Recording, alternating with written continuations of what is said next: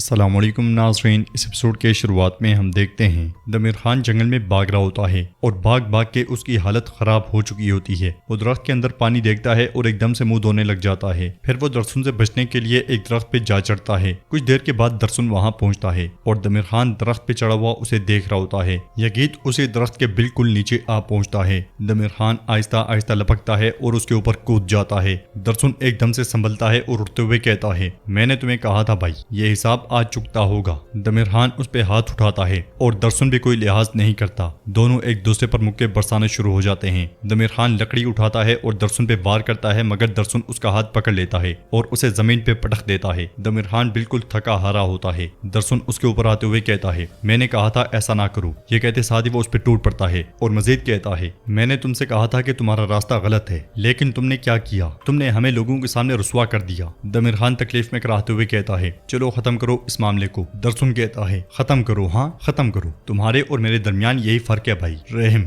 मैं तुम्हारी तरह बेजमीर नहीं हूँ। यह सुन के दमिर खान हंसने लग जाता है और जोर जोर से हंसता है। दरसुन कहता है, रहम, मैं तुम्हें मार कर अपने बाप के दिल में आग नहीं लगाऊंगा। जब मैं तुमसे निपट लूंगा तुम्हें जिलावतन कर दिया जाएगा। सुना तुमने, तुम ऐसी जिलावतनी पर जाओगे जहाँ से कभी वापस नहीं आओगे। ये कहते साथ उसे झड़क देता है। उधर हम देखते हैं कि सुल्तान और उनके साथी आगे बढ़ रहे होते हैं। हलीमा और अस्पोर्चा भी खवातीन के साथ उनके पीछे पीछे होती हैं। हलीमा को सुस्त पड़ा हुआ देख के अस्पोर्चा पूछती है, क्या तुम ठीक हो? तो हलीमा कहती है, मेरे दिल पे जैसे कोई भारी पत्थर रखा हो। मैंने समझा बाजी की वजह से है, लेकिन ऐसा नहीं है, वो बिल्कुल ठीक है, अल्लाह का शुक्र है। अस्पोर्चा एकदम से कहती है, तो फिर दरसुन, तुम दरसुन के बारे में फिक्रमंद हो, है ना? यह सुन के हलीमा मजीद परेशान हो जाती है और कहती है, मेरी माँ कहती थी कि जब तुम किसी को दिल से चाहते हो, चाहे दरमियान में पहाड़ी क्यों ना हो, तवील रास्ते ही क्यों ना हो, दिल हमेशा महसूस कर लेता है। आज मेरा दिल बेचैन है, मैं दरसुन के लिए डरती हूँ। अस्पोर्चा कहती है, जब इंसान मोहब्बत करता है तो डरता है। कितनी अजीब बात है, मैं पहले कभी नहीं डरती थी, लेकिन अब मैं डरती हूँ। हलीमा कहती है, तो फिर तुम?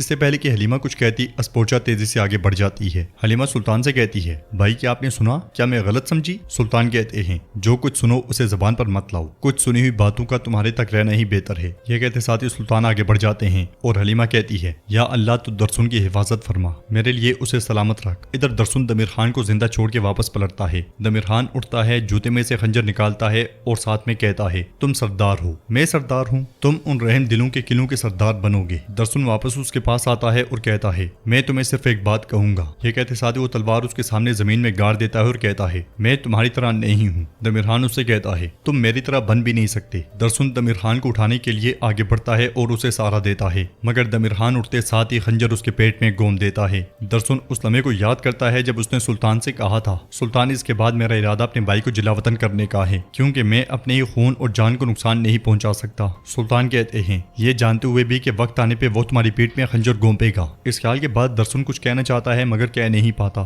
दमिर खान उसे पीछे धकेलते हुए कहता है, तुम मेरी तरह नहीं बन सकते। ये कहते साथ ही उसे एक जोरदार लात मार के पीछे धकेल देता है और दरसुन कलाबाजियां खाते हुए दूर जा गिरता है। दमिर खान तलवार लेता है और वहां से भाग पड़ता है। कुछ देर के बाद दरसुन के साथी वहां पहुंचते हैं। वो मुसलसल दरसुन साहब पुकार रहे होते हैं और मुस्तफा कहता है, आगे एक गार है, चलो वहां देखते हैं। वो दरसुन को वहीं पे छोड़ के दूसरी तरफ से आगे बढ़ जाते हैं और उनकी नजर दरसुन पे नहीं पड़ती। दिन से रात हो जाती है। हम देखते हैं कि सुल्तान के सामने सरदारान खड़े हैं और सुल्तान उनसे कहते हैं, कराजा साहब, कोनूरल, कोजा साहब, आप वक्त तक पहुंच गए, सलामत रहें। तो तमाम सरदार एक जुबान होकर कहते हैं, हमारी रियासत सलामत रहे मेरे सुल्तान। सुल्तान पूछते हैं, क्या तेरे अंदाजों ने अपनी जगह संभाल ली है? जवाबन जरकुतय कहता है, सब तैयार हैं और आपके हुक्म के इंतजार में हैं। सुल्तान कहते हैं, हम अपनी जलती हुई आग से उनकी रातों को दिन में बदल देंगे। हम उन पे ऐसा हमला करेंगे जिसकी उन्हें बिल्कुल भी तवक्को नहीं होगी। आज रात हम सिर्फ अपने कैदियों को ही नहीं बचाएंगे कि जिलजब पहाड़ी भी उन पर तंग कर देंगे। हमारी जंग मुबारक हो। इसके साथ ही वो सब आगे बढ़ जाते हैं। उधर नीलुफर कमरे में दाखिल होती है और उस लम्हे को याद करती है जब सुल्तान ने उससे कहा था, तुम मेरा दिल हो, मेरी सबसे बड़ी मोहब्बत हो, तुम्हारे कांजों का सबब भी बनना मेरे लिए जहन्नुम है। वो सुल्तान के साथ गुजारे हुए हसीन लम्हात को याद करती है और आगे बढ़कर बैठ जाती है। वो अपने आंसू साफ करती है और कहती है, या अल्लाह मुझे हिम्मत दे। ये कहते साथ ही वो सुल्तान का दिया हुआ खत उठा लेती है। अगले लम्हे वो एकदम से भाग के शहजादे मुराद को उठा लेती है और उससे प्यार करती है। वो कहती है, मेरे प्यारे मुराद, सब कुछ तुम्हारे लिए है। उधर बसंतनी पड़ाव में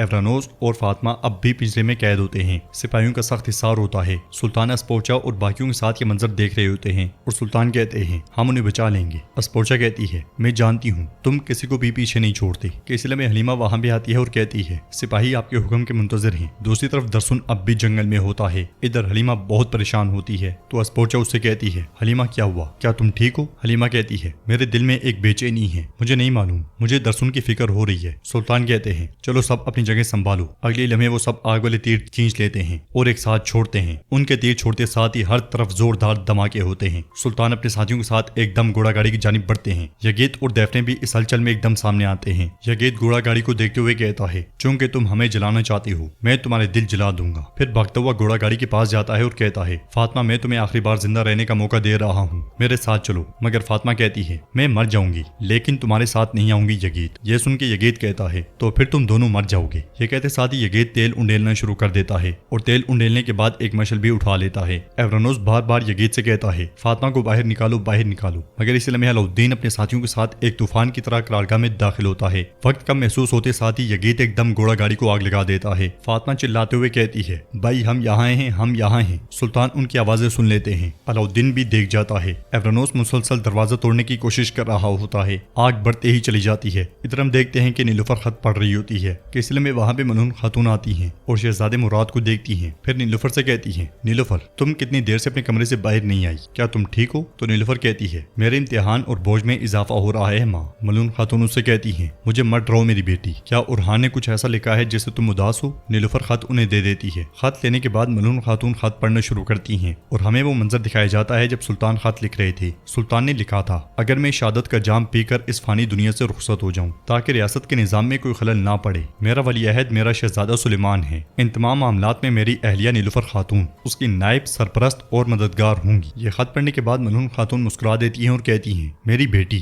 نیلوفر کہتی ہے میں چاہتی ہوں کہ کبھی اس کی ضرورت نہ پڑے ماں، لیکن میں اپنی احتیاط کروں گی۔ ادھر قرارگاہ میں سلطان مسلسل چلاتے ہوئے فاطمہ فاطمہ پکار رہے ہوتے ہیں۔ گھوڑا گاڑی کے اندر ایورانوس فاطمہ سے کہتا ہے میں نے اس دنیا میں صرف تم سے محبت کی ہے فاطمہ۔ فاطمہ کہتی ہے چونکہ ہم ایک ساتھ نہیں رہ سکے اس لیے ایک ساتھ مر جاتے ہیں۔ یہ کہتے اور سنتے ساتھ ہی وہ دونوں گلے لگ جاتے ہیں۔ آگ ان کے قریب سے قریب تر ہوتی ہی چلی جاتی ہے۔ سلطان اور علاؤالدین ایک ساتھ آگے بڑھتے ہیں، وہ ہر طرح سے آگ کی لپیٹ میں ہوتے ہیں۔ علاؤالدین چلاتے ہوئے کہتا ہے فاطمہ ہم پہنچ گئے ہیں بہن، ہم پہنچ گئے ہیں۔ سلطان تلوار کے وار کرتے ہیں مگر پنجرہ نہیں ٹوٹتا، بہت زیادہ ہلچل مچتی ہے۔ علاؤالدین مسلسل کہہ رہا ہوتا ہے فاطمہ صبر کرو ہم اسے کھول دیں گے۔ ساتھ ہی میں علاؤالدین کپڑے گیلے کرنے لگ جاتا ہے۔ سلطان ایک بڑا ہتھوڑا اٹھاتے ہیں اور آگے بڑھتے ہیں۔ علاؤالدین بھی اپنی کوشش جاری رکھتا ہے اور سلطان ایک زوردار وار کر ڈالتے ہیں مگر اس کے باوجود پنجرہ نہیں ٹوٹتا۔ اور ناظرین اس کے ساتھ یہ ایپیسوڈ بھی اختتام پذیر ہوتی ہے۔ ویڈیو پسند آئے تو لائک کر دیں، شیئر کر دیں، سبسکرائب نہیں کیا ہوا تو سبسکرائب کرنے کے ساتھ ساتھ گھنٹی والے آئیکن کو دبانا مت بھولیں۔ ملتے ہیں انشاءاللہ نیکسٹ ویڈیو میں، تب تک کے لیے رکھیں اپنا اور اپنوں کا بہت زیادہ خیال۔ اللہ نگہبان۔